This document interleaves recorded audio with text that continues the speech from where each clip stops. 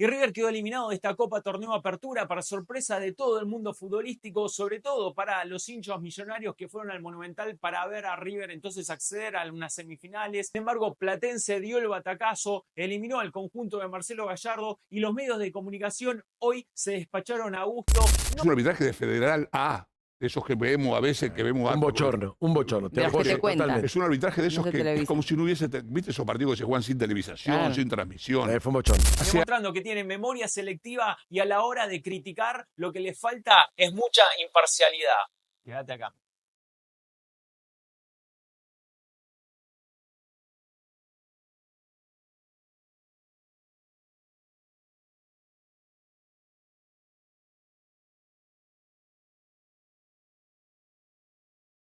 La verdad que uno sinceramente no puede dejar de sorprenderse por lo que escucha en los medios de comunicación, ya a esta altura sean tradicionales, sean de YouTube, medios, en fin, porque sinceramente parece mentira cómo cada uno de los periodistas eligen cada una de las situaciones para salir a operar, para salir a marcar la agenda, para salir a modificar la realidad y para nuevamente insultar la inteligencia del espectador, del oyente, del que está del otro lado de la cámara o de una radio, escuchando atentamente lo que dicen personas que son influyentes en los medios, por algo están donde están, ¿verdad? Bueno, obviamente que hoy al unísono se han escuchado distintas voces periodísticas marcando lo escandaloso del arbitraje de Yael Falcón Pérez, un árbitro en el cual en el pasado no le tembló el pulso, por ejemplo, para expulsar a Enzo Pérez en el Estadio Monumental contra Estudiantes hace poquito, no hay que irnos 10 años atrás. Sin embargo, parece que los periodistas se olvidan de muchísimas cosas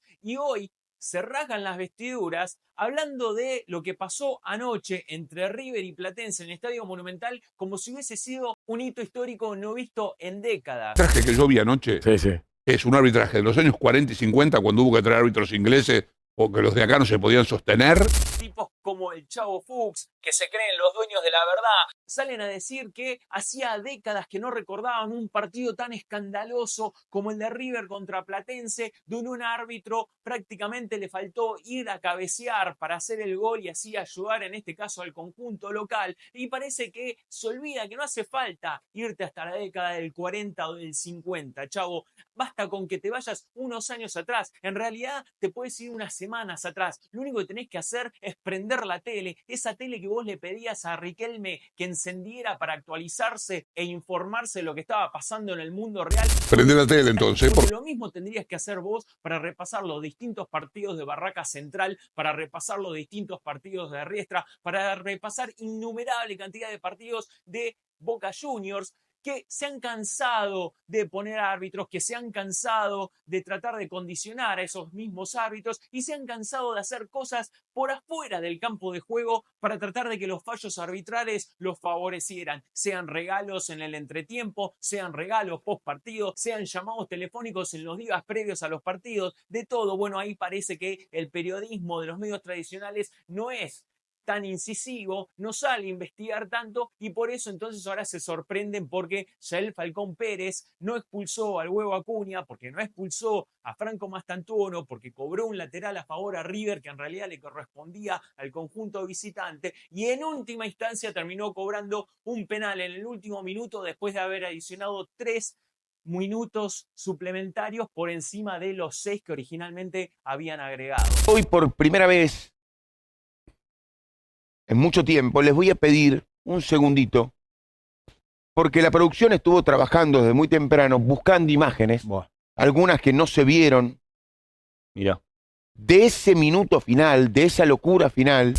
Otro periodista como Viñolo, que usualmente no hace mucho hincapié en los jueces o en las líneas, esta vez parecía que tenía mucho para decir. De hecho, hasta tenían imágenes para reforzar estas palabras y de esta manera entonces permitirle a los espectadores analizar de distintos ángulos con 400 cámaras cuáles eran todas las polémicas del partido. De esta manera fueron repasando una por una y obviamente entonces dejando más expuesto al árbitro que, como dije, en otros partidos se ha cansado de expulsarle jugadores a River, algunos hasta de manera injusta, Ahora bien, para no tener que ir agarrando ejemplos de distintos partidos y tener que hacer memoria y tener que hacer un ejercicio exhaustivo sobre si Yael Falcón Pérez finalmente favorece a River o lo perjudica, en este mismo partido de ayer a la noche, nadie parece acordarse de que de esos 100 y pico de minutos que finalmente se jugaron, incluyendo obviamente el tiempo adicionado, bueno, ¿saben cuántos de esos minutos se jugaron? ¿Cuántos minutos netos de partido se jugaron ayer a la noche entre River Plate y Platense? 55 minutos, gente. O sea, un tiempo completo y 10 minutos más. Eso fue todo lo que se demoró en el partido de ayer. Y de esas demoras vinieron del equipo Calamar, que a ver, uno no le apunta a unos jugadores de Platense que obviamente fueron a hacer su juego a la cancha de River, que me parece que neutralizaron muy bien a los delanteros millonarios y que en definitiva le tiraron la responsabilidad a River de poder sortear un sistema al cual River históricamente ya debería estar acostumbrado a enfrentar, porque es obvio que un plantel con muchísimo menos presupuesto que el de Marcelo Gallardo se va a ir a defender, va a ir a tratar de hacer tiempo y para eso tiene que haber un árbitro decidido a impartir justicia para que de esta manera entonces quien termine pasando la siguiente llave lo termine haciendo de manera justa. Se quedó corto Falcón Pérez.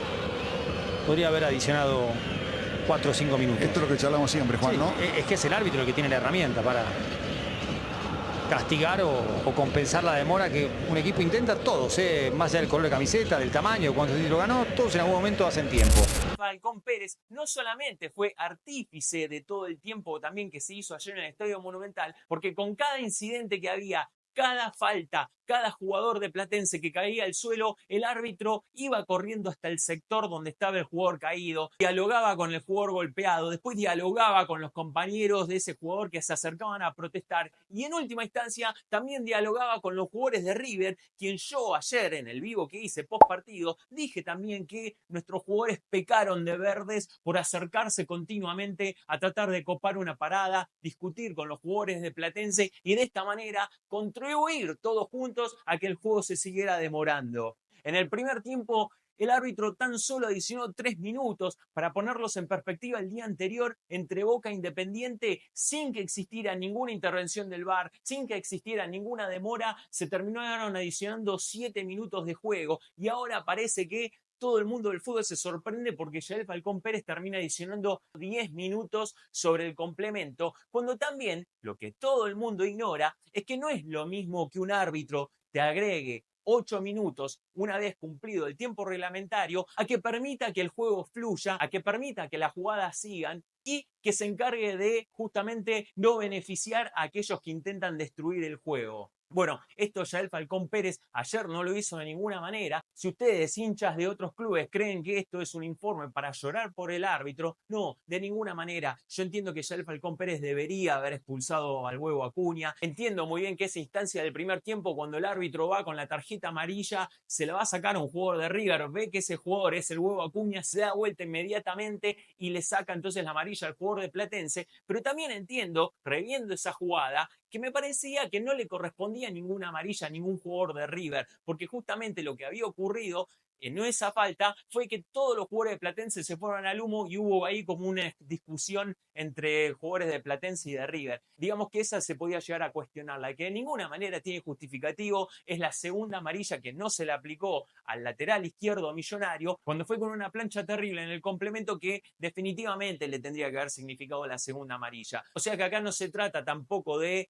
endemoniar a Yael Falcón Pérez haciéndolo responsable de la eliminación de River. De ninguna manera. River es absolutamente responsable de la eliminación de anoche y bueno, justamente en ese vivo post partido que hice al término del encuentro fui mencionando lo que yo creo que fueron los motivos por los cuales River termina quedando entonces en el camino en esta Copa del Campeonato Argentino. Ahora, la postura del periodismo, sinceramente, a mí me da vergüenza. Yo aplaudiría estas columnas editoriales, estos informes, estos debates en los distintos canales de televisión si los mismos ocurrieran cada vez que se produce una injusticia dentro de un campo de juego del fútbol argentino o mismo de la Copa Libertadores. Sin embargo, esto no es así, porque hay equipos que han dado vueltas olímpicas robándole a otros conjuntos. Se acordarán en el caso de Ceballos contra Rosario Rosario Central, muy famoso por haber cobrado un penal de un jugador que ni siquiera cayó en el área, por haber anulado goles lícitos, cobrando un offside insólito. Obviamente en esa época no había VAR,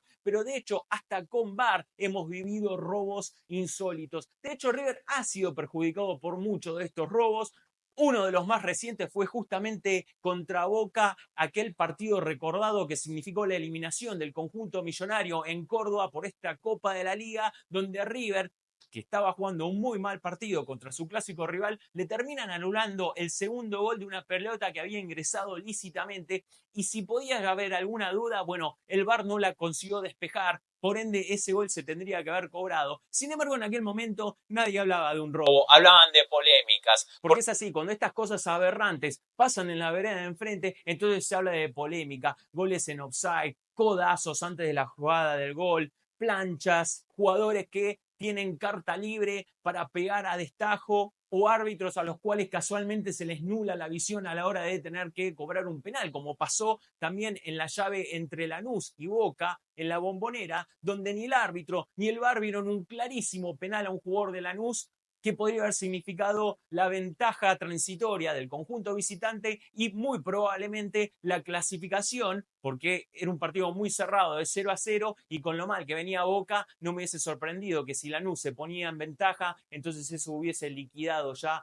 la llave, como ocurriría finalmente contra Independiente en los cuartos de final. Para mí esto es una clara muestra, gente, de que si River evidentemente fuese ese equipo del poder que muchos denuncian, fuese el equipo blindado por los medios de comunicación que muchos acusan, entonces este tipo de críticas por parte de los favores arbitrales hubiesen llegado hace muchísimo tiempo desde las cadenas como ESPN, Teis Sports, desde los grandes canales de YouTube, porque ahora también muchos ex periodistas de medios tradicionales, devenidos ahora de youtubers, también se dedicaron a hablar de este escándalo arbitral, dejando de lado la buena estrategia del conjunto de Platense, o ni siquiera hasta se dedicaron a criticar las impericias de River para poder revertir la situación. Yo estaba ayer en mi casa mirando el partido, me sentía por ahí fuera de una transmisión y simplemente como espectador, uno las emociones las suelta. Me sentía con una impotencia y una furia.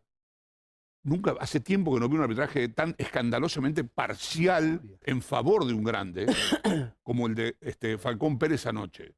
Cuando lo vi ayudarlo a levantarse a Mastantuono, que debió ser expulsado. Cuando vi lo que pasó con Acuña, me acordé inmediatamente de la falta de Santi López, a quien echó a los 10 minutos de un partido. O era amarilla la de Santi López o era roja la de Acuña. Una de dos. Pero eran iguales y cobró distinto. Cuando vi que cobró esa mano, creo que era Pico.